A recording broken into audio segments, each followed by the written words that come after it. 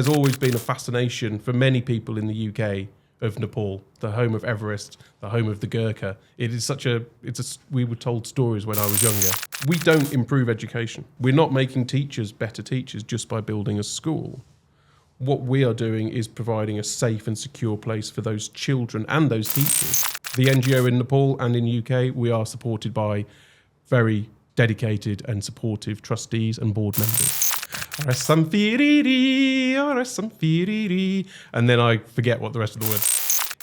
If you ask them, is this the way to somewhere? The answer is always yes. Can you name a Nepali hero or heroine from a folklore or a legend?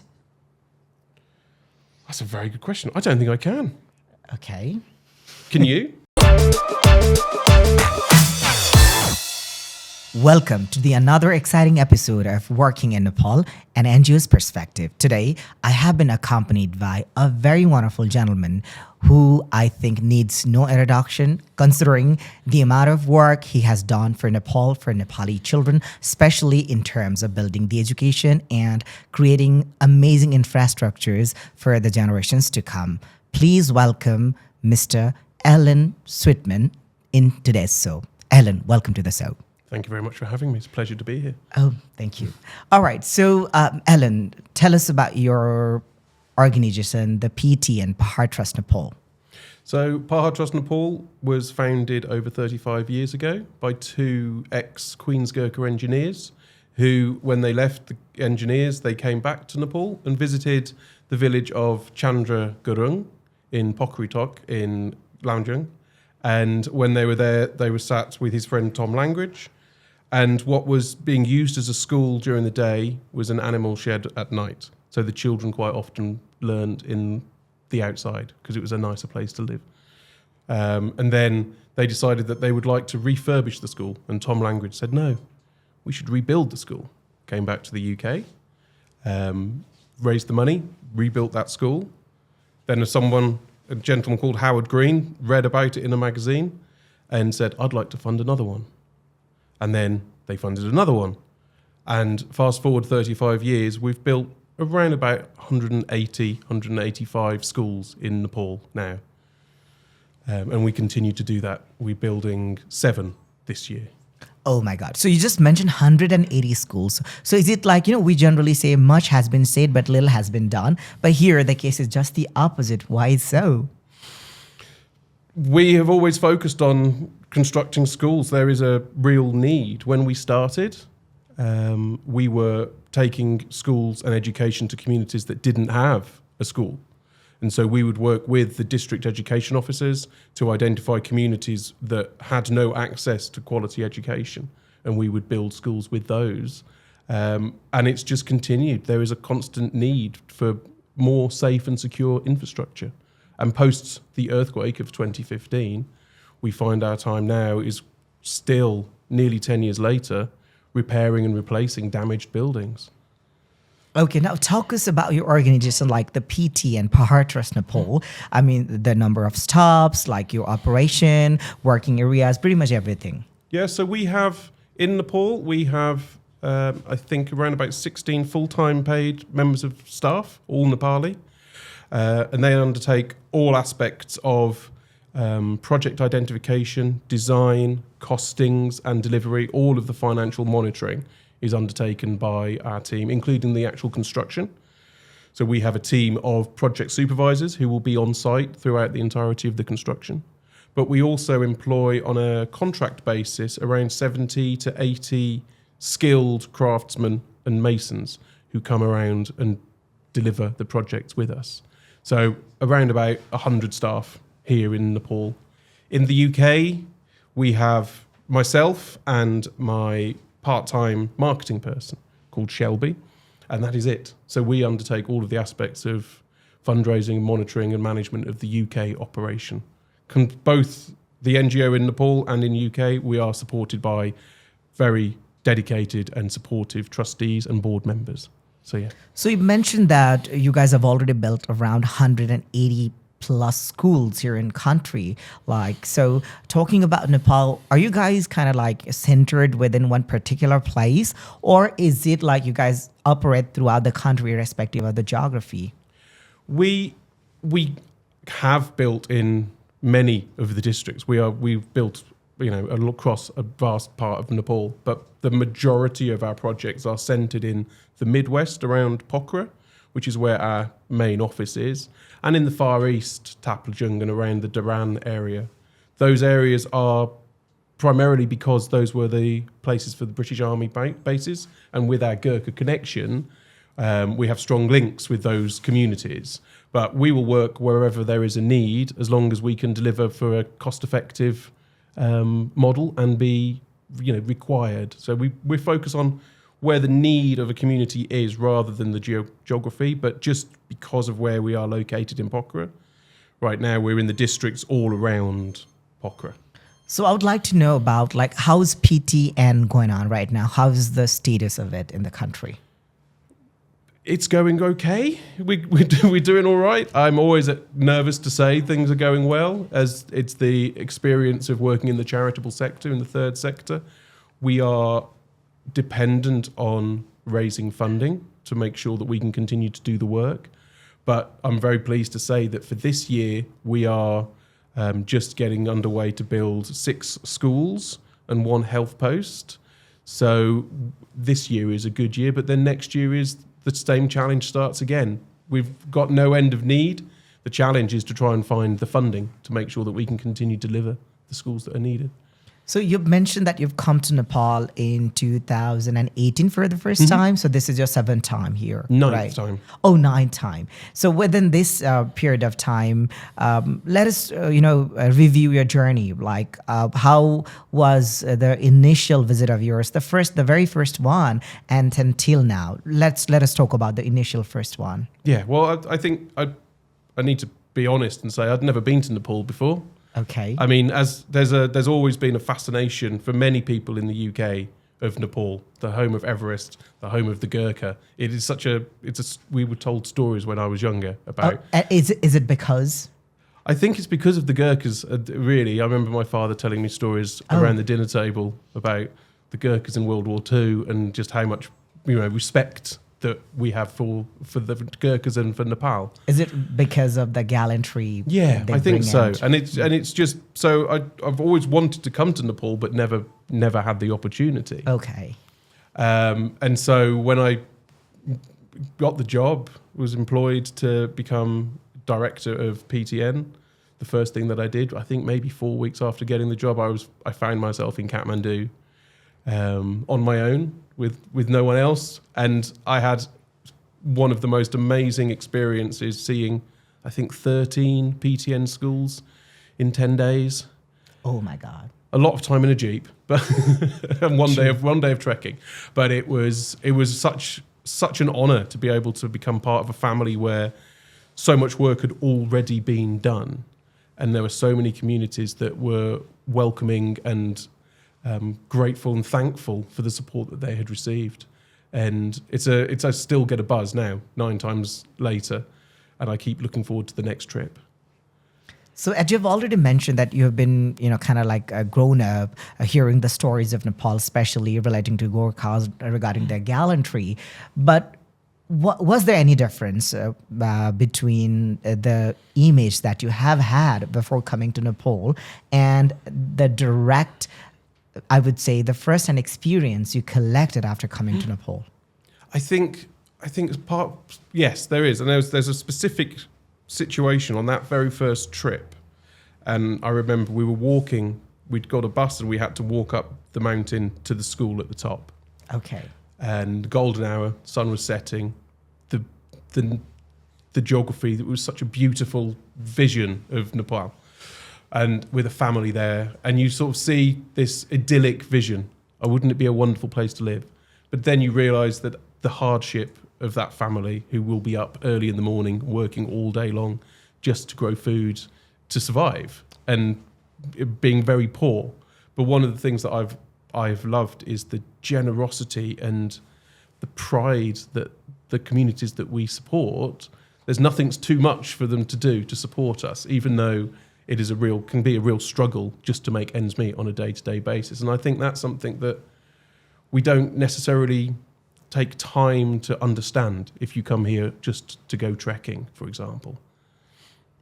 So does that mean like, was that a moment of watershed to you when you come to realize, I mean, like for majority of the tourists, they come either to see the mountains or to go to EBC, Everest Base Camp, or ABC, Annapurna Base Camp. But in your case, you went directly to the community through PTN. And how is that experience different from the regular tourists coming to Nepal?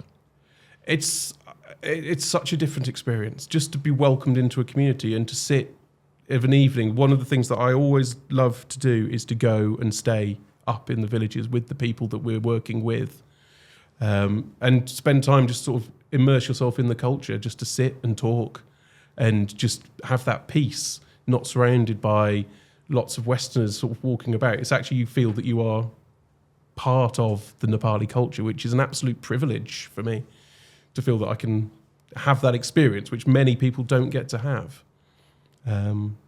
It's wonderful.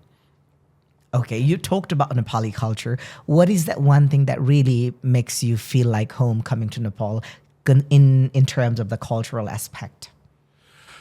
I think I mean, dal bhat is a very simple answer.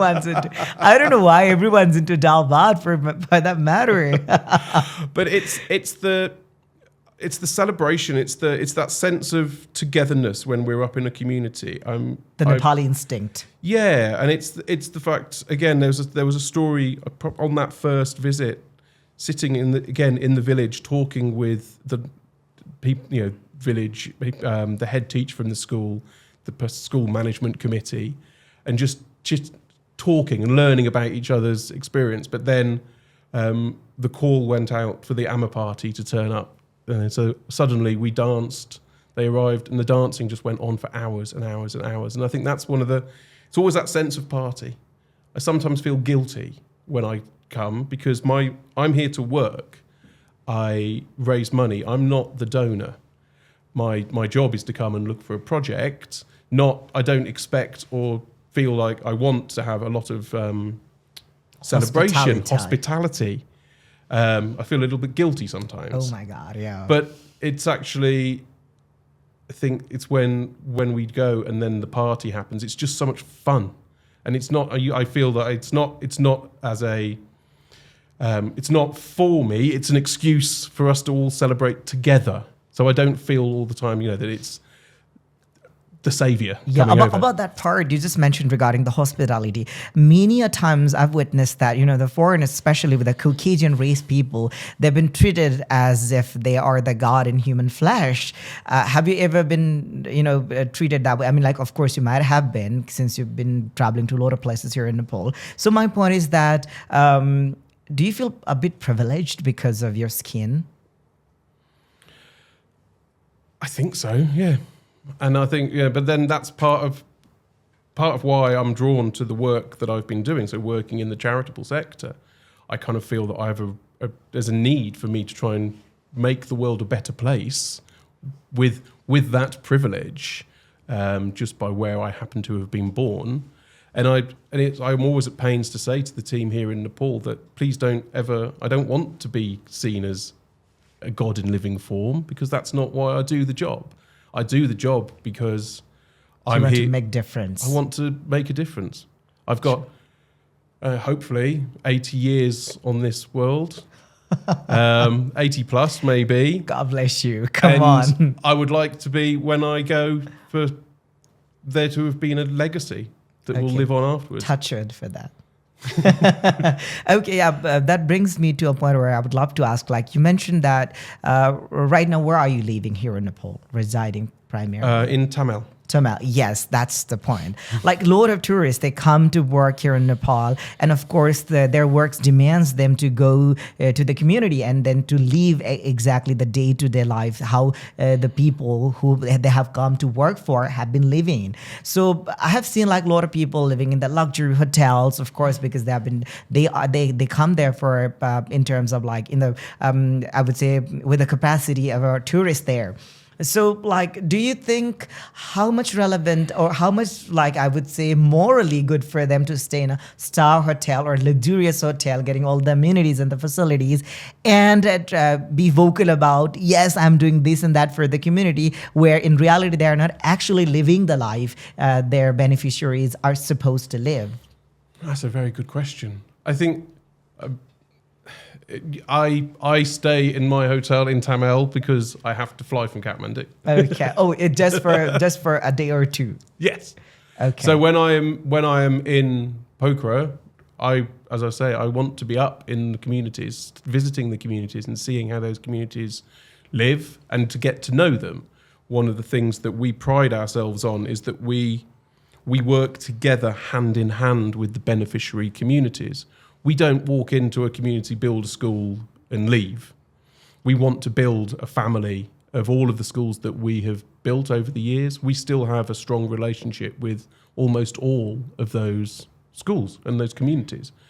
And I feel that is something that PTN does really well. So, yeah, I have a night or two in Kathmandu because I have to fly from here. Just for the clearance, okay? just for clarity. Playing very safe. Okay, now this question is primarily for the Executive Director of Pahar Trust Nepal, the PTN. How long have you been working into this role?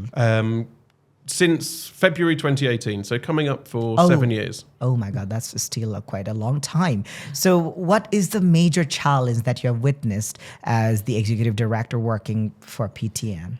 I think the major challenge for pretty much every charity or organisation in the third sector is funding. And it has not been an easy 7 years. We had, obviously, COVID, which meant that we couldn't bring donors here. So the biggest challenge is always trying to find donors to help support the work that we do. As I said before, we're building 6 schools and 1 health post this year. And a school costs around about £12,000 a room at the moment to the donors, so over £60,000. So that's a lot of money that needs to be raised in order to bring enough money in to keep that team of 100 people. So how do you sort out the places, where you think that we need to work into this particular area?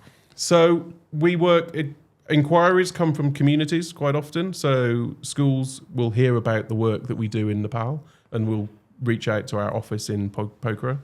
But we also work with the district education teams, local municipalities, to identify schools where there is need.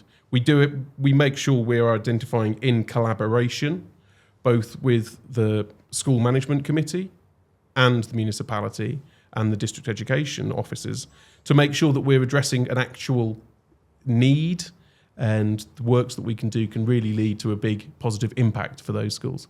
Okay, talking about the impact and the importance, and also, like with this philanthropic cause for making this world a better place, especially for Nepali children in terms of education. As you know, there are already hundreds and thousands of NGOs and INGOs working here in Nepal. Then why PTN? Well, another very excellent question. It's the same question that I used to have when I was working in the UK in the charitable sector, so many charities. And I think there is space for many, but in the UK, there aren't many charities that are doing construction like we are. And we have been doing it for a very long time. And we don't improve education. As in, we're not making teachers better teachers just by building a school. What we are doing is providing a safe and secure place for those children and those teachers to teach. And the hope is that by providing a warm, safe, secure learning environment, there will be that will naturally encourage people to stay, children to stay in school, and that kind of sense of ownership. But there are very few organisations in the UK that are doing what we do. And I think it's vitally important that those children have somewhere safe to learn. I go and look at schools that have been built not to earthquake standards and look like they would fall down in the next earthquake, because there will be another earthquake in Nepal. And I can go to bed at night knowing that some of the children are now in a PTN school Therefore, Safer. they are safer. And I think that's something that we do incredibly well in PTN. And that gives us some sort of a sense of accomplishment and contentment at the same time to you. I can say that. But I would love not to be needed. Okay. And why so? Because if Nepal had the resources to provide the infrastructure directly through the government, because we only provide government schools, we work on government schools only. Not for the private ones. We don't build private schools. Okay. But we feel that it would be amazing if there wasn't a need for us to bring external funding to support education. But that is always my aim in life, is to make myself redundant. If I'm doing my job effectively, then actually we shouldn't be needed. I hope that can be achieved. I don't think it will be achieved in my lifetime, but I think that's where some, our organisation focuses, is that we want to help Nepal reach a point where we're not needed. Okay. Rather than building that dependence upon international development funding. Maybe it's slightly naive of me to think that we'll ever get there, but that's how I run. That's how I've always aimed my life. Okay. Now, another question. So your background is like environmental biology? Yeah, I studied at university environmental biology. I've never worked properly in environmental science or biology. I came out of university and worked in a museum in London in science education. So teaching young children the difficult parts of science, the things that are hard to teach in school. There was a lot of liquid nitrogen and a lot of explosions. It was a great job. Then what caused you to jump into, let's say, into a very different field like this, philanthropy and all sort of NGOs kind of work? Well, I lived in Sweden for 6 years. And when I came back, I met my now wife. And I should say, when I was in Sweden, I was working in the private sector. And that was a moment for me to sort of move back to the UK and decide what is it I wanted to do. And I should give full credit to my wife, girlfriend at the time, who said that I should do something that made a difference for me. I should be doing something to make me feel good rather than working in the private sector. So I joined an organisation in the UK that provided support for communities, less wealthy communities in the UK, to improve their outlook, their environment through the built space. So teaching young people to get skills, helping parents learn how to use natural environment for playing with their children. And it was one of the most satisfying jobs and rewarding jobs. And I've never looked back. 15 years later, I'm still in this sector. And as hard and challenging as it is the most rewarding part of life to know that, again, that I have made a positive difference on so many people's lives. At least to a level best. Yes. Can always do more. Now, I was quite curious about the fact, I asked you the question is because most of the time here in Nepal, there's a sort of narrative that people working in NGOs, no matter whatever they say, ideally, but the underlying somewhere deep down in their heart, the intention is that they would like to milk money out of it. This is one of the easiest way to make your money, right? You're playing in dollars, what they say. So how true is that? From my side, I think that's completely untrue. Well, you've already said your side. And why? Why do you think this sort of narrative is set, especially here in Nepali academic circle? I think the part of the challenge is that you've got, as you said, there are hundreds of NGOs in Nepal. True. And they range in size from one person who's raising a few £100 a year to big multi-million pound INGOs. And I think part of the problem with the question, if you forgive me, is that we have a tendency, and it's the same in the UK, to put all non-governmental organisations or charities in the same pot. And so we say, if you're working for an NGO, then obviously you're trying to find a fast buck. But that's the same in the way I try to explain it to people. It's like trying to say, a small cafe going up against McDonald's. You don't treat them in the same way. True that.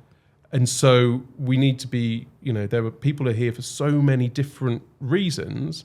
And at the core, there is a feeling of trying to make a difference, at least with the NGOs that I work with. And I put myself very much in the category of not trying to make a buck out of it. Basically, it's not like they're the black and white. Yeah, exactly. There's still some gray and mercury in between. Yeah, and I think, there's always, but then within business, there's always that murky business alongside. And I think there will always be some of that within the NGO. And with some players would like to play foul. And with a developing country, there's always that higher risk of bribery and corruption. But I think, the majority of the people, all the people that I work with, we are all here, for the right positive reasons, just trying to bring about a change. Okay, and then how do you guys maintain your credibility or the transparency as an organization in PT and Nepal? Well, I think what helps us massively is having a dedicated NGO, a separate legal entity, Pahar Trust Nepal, the NGO based in Pokhara, with our staff and board. We have full transparency of all of our financial operations, the construction. And if I have a donor, I can tell them how much a building is going to cost right down to the nail. And we deliver right down to that. So that credibility is also, it's relatively easy for us because it's quite a tangible thing that we do. Construction is a physical building. True that. And so it's not, it's harder sometimes for people who are doing some of the more not meaningful, but that's teacher training, community building, to try and demonstrate the impact and return on investment to a donor can actually be really challenging. And so some of the organisations that I know really struggle to try and get that message across. I'm quite fortunate in the fact that if a donor comes to me, they say, I'd like to build a school. I say, great, here you go. This is the school we're going to build together. This is why we're going to build it. This is the need. And 12 months later, I can say, there it is. And they know that we've done what we said we were going to do. So it makes my life, that communication and keeping that credibility, relatively straightforward from our side, because I'm not trying to demonstrate that longitudinal improvement. It's quite a 12 month period. And I can say, right, that £60,000 is now a 6-room school that is serving 250 children. But that again, I must mention that you guys have done such a phenomenal job. Considering the number of schools you guys have done. Now, let's assume this way. Let's say to one school, if there is 100 children are studying at a time, then 180 means directly 1,800, like 18,000. Correct me if I'm wrong. And that's like a huge number. And it's not even a day story. It's, it just goes on. So how do you guys keep up with, how do you follow up the thing? Well, I think, as I said before, we only do government schools. And we don't, when we build a school, we hand that school over to the community. We give it to the community. So we have built 180 schools, but in my mind, they are not PTN schools. Okay. They are PTN supported schools. We don't own them. They are for the community to make the most of.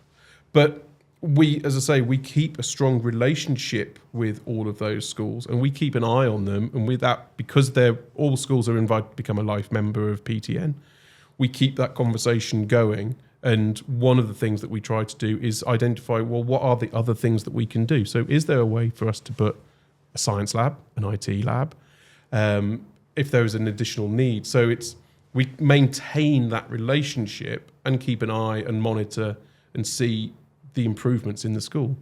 But unfortunately, because many of the schools that we build are in the districts around Pokhara, and as infrastructure improves, access to the city improves, we are seeing now a lot of children coming down from the villages into the cities, which means the numbers of children up in the villages is is going down, which is a real challenge, which is where that thought of if we can help to improve the quality of education in the villages, then hopefully we can try and encourage people to say, well, I can get a good education for my children in the village and I can still get down to Pokhara, but maybe we can move back up into the village where it's, hopefully a better place for them to live. Wow, that's impressive. Now, I would like to know maybe a story or two about something that is really unforgettable to you throughout this journey of 7+ years. I think one of the most wonderful experiences is that first school that you can fund and you can say, I've made that. Oh my God. And that's something that will stay. And it's only recently that I've kind of sort of taken the time to reflect and say, well, actually, I've managed to do this. We've managed to build these schools. And it's that, as I said before, it's the festivities and it's that hospitality, but then it's the fact that we are there celebrating together as an entire community, the fact that there is a new school and the parties that just go on all day and all night. And it's that level of, it's the thankfulness, but it's sincere. I don't feel like it's, it's not put on. It's actual sincere thanks, which is just such a wonderful experience. Organic. Yes. Yeah. All right. So to the executive director, Mr. Sweetman, the question to you is, where do you see PTN 5 years down the line? I hope we're still doing what we're doing. Okay. I think we're investing we're growing the team in Pokhara and trying to find, as we are growing as an organisation and we are hopefully securing more sustainable funding, we're growing the team in Pokhara to become hopefully more independent of the UK. So for many years, funding has been coming directly from the UK into Nepal. But what I'm trying to do and working together with the NGO board here and the team is to find ways to fundraise directly within Nepal or from Nepal, so that, as I said before, trying to basically make myself redundant so that the NGO, the Nepali team here, can take all of the ownership. Okay, wow.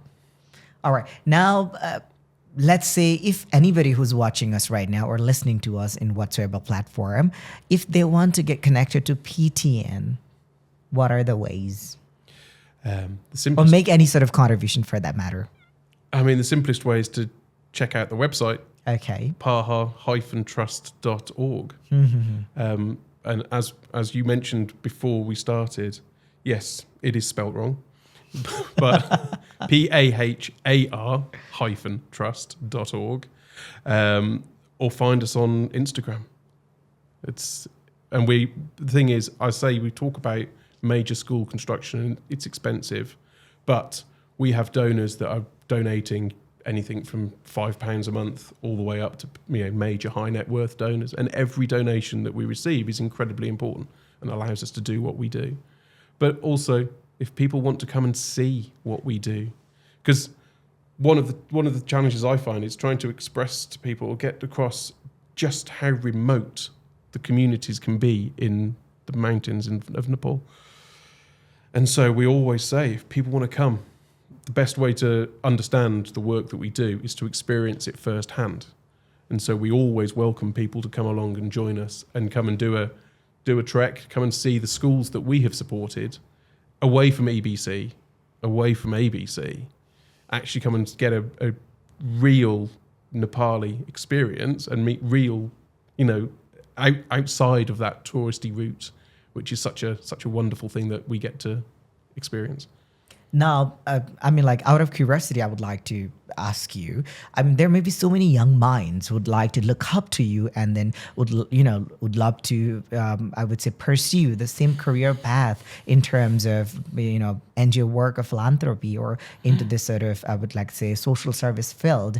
What idea or suggestion would you like to give them if there was anything? From for my career, the way that I've got here is I have always been a generalist. I don't work within my degree, but I have had various different roles on the way through. I was very fortunate, I think, to be able to get this job, but it's linking all of the different skills that I have developed over the years. Is it some sort of like a jack of all but masters of none? Yes, but if you take the expression fully, it is better to be a jack of all trades than a master of one. Is the actual real expression, and I stand by that. It is. I have started again at the bottom of many. My career I have worked within an organisation, and then have gone back to a lower level and worked my way back through an organisation, and not being scared to change career path in your early 30s and think, actually, I'm just going to stop what I'm doing now and I'm going to go and become an officer in a small charity, because you never know where it's going to come. And being open to those opportunities and just seeing where you get to. That would be my advice. And that's what, as per your words, quote unquote, it's really fulfilling journey. Yeah. Indeed. All right. So this brings us to another exciting, I would say, the segment of our show. And this is some sort of rapid fire just to check how Nepali are you by heart, or let's say how familiar are you. So shall we proceed, sir? Okay. Okay. So I'll be asking you some questions and you got to be very quick. Okay. The quickest possible. So what's your go-to Nepali phrase or word? Shabash. Okay, and tell our viewers, what does this mean? It means excellent, well done. Bravo, better. Bravo, yes. Bravo, yeah. So which Nepali dish would you eat for the rest of your life? It would dal bat, but from the village. Oh my God, from the village. And why is that? It's the little differences. It's the local dal. Every village is slightly different. You mean in terms of the adulteration? It's just the local variation. Will have that sort of, rustic vibe. Yeah, exactly. Okay. So mountains or city life, which one feels more like home in Nepal? Mountains. Okay. Have you tried mama dipping sauce that's too spicy to handle? Yeah. Okay. And by the way, it's not momo, it's a mama, okay? We get offended when someone calls us momo, which is, of course, the dumpling. If you could rename one place in Nepal out of all that you have traveled till the date, what would you call it? Oh, I don't think I would change anything. And why so? Because it's Nepali. Why would what? I have no right to want to change the name of anything. God. Or let's say, why would I dare to, right? So what is the funniest misunderstanding you have had due to the language barriers? I think it's asking for directions and being told. It's something that I say to people that come. You ask a Nepali, if you ask them, is this the way to somewhere? The answer is always yes.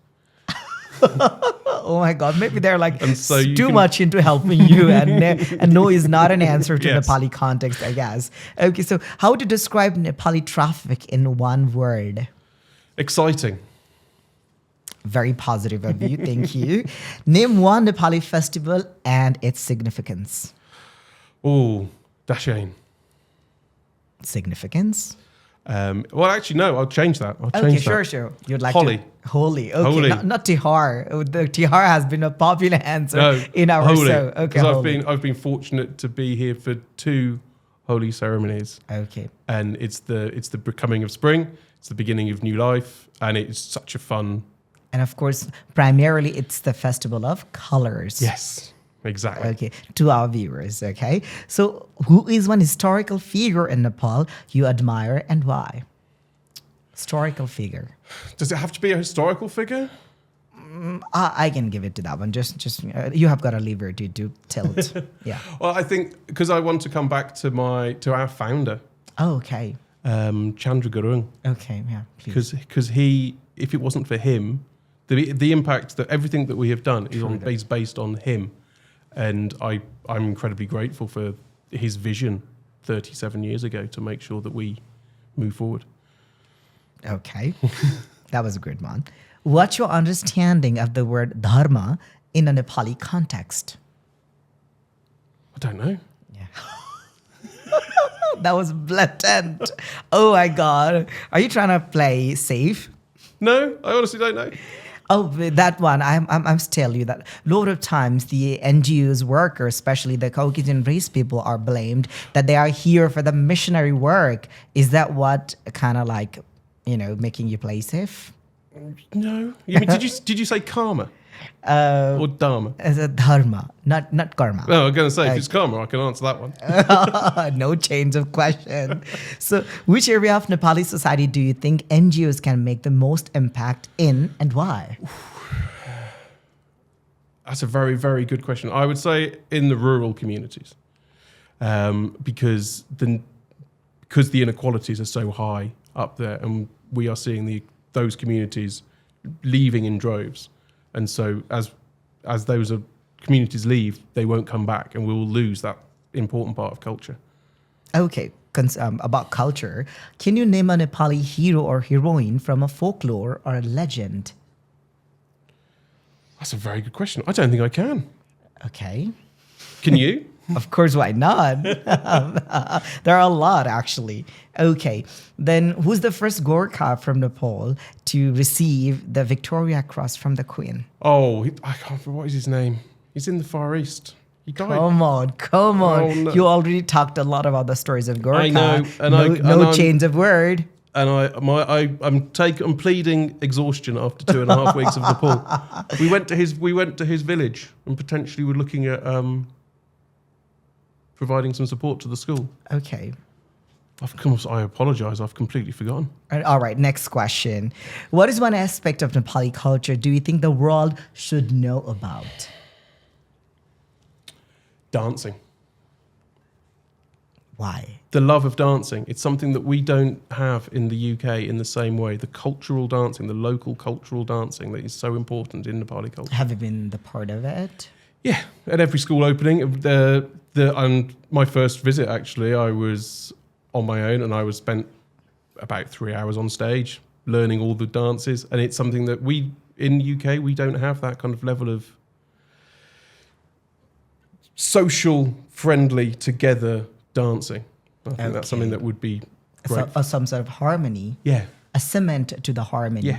Okay, now, no dance is complete without a song. So that brings me to a question. Can you sing a line of Nepali folk song you have heard? Of course, but I'm sure you've had this one plenty of times. Come on. We don't mind. We have all day. I know, but it will be, it's Resam Firiri. Okay, Resam Firiri. See, that's so tourist of you. Exactly. But it's important because it's one of a special memory of being with some donors at Australian camp on their first visit to Nepal, sitting around a campfire, singing it with Tech, my project manager, into the late hours. And it was such a fun evening. Still, I haven't got what I needed. A line or two of the song you need to sing. And then I forget what the rest of the words are. It's like Udera jauki dadama bhanjang resam firiri. All right. Can we have a round of applause for him? Woo! Very well done. I think they'll put that somewhere. Yeah. So if you describe Nepali in 3 emojis, what are they? Amazing face, mountains, and the flag. Flag. Yeah. Wow, that's interesting. You're the first person to mention it. Any special connection? I find it such an interesting way into conversations with children about Nepal. It's the only flag that isn't a rectangle. Or let's say the triangular. Yeah. All right. That was quite a thing. I need to give it up for you for this one. Okay. So how do you explain the concept of dal bhat power to someone who has never had it? Oh, it's a meal that you can have 3 times a day, and it will keep you going. And if you have enough, you'll never feel hungry. Oh, wow. If you were a Nepali spice, which one would you be and why? I'd be black cardamom. Why? Because it's smoky and flavorful. Are you? And it likes to grow in damp and shady areas. No pun intended. No. Okay.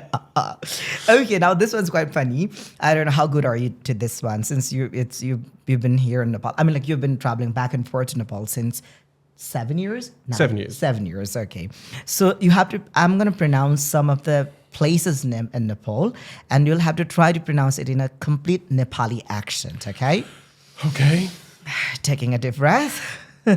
Okay, so Tamil. Tamil. Can we give it for him? No. No. Let's try once more. Tamil. Tamil. Tamil. Oh, wow. Tamil. Yeah, it's better. Okay. Siangja. Sanja. Nah, once more. Sianja. Siangja. Sianja. Oh, it's better. Bhaktapur. Bhaktapur. Bhaktapur. Bhaktapur. Now it's still a heavy British accent. Bhaktapur. Bhaktapur. Oh, you did pretty well. All right. Okay, so that brings us to the end of the segment. Now, we have almost come to the end of our conversation. So before we wrap up, is there anything would you like to share or, let our audience know? I have to say thank you to everybody that's actually supported us over the years. And, we will always continue to do what we can to help Nepal. I'm grateful. Thank you for having me today. It's been an absolute pleasure. Been put through my test paces. I'm going to have to go back and brush up on my Nepali. All right. Thank you so much, Alan, for joining us to our show. And we'll be looking forward to see the amazing work that the, PTN here are doing here in Nepal. So good luck for your future endeavors. Thank you very much.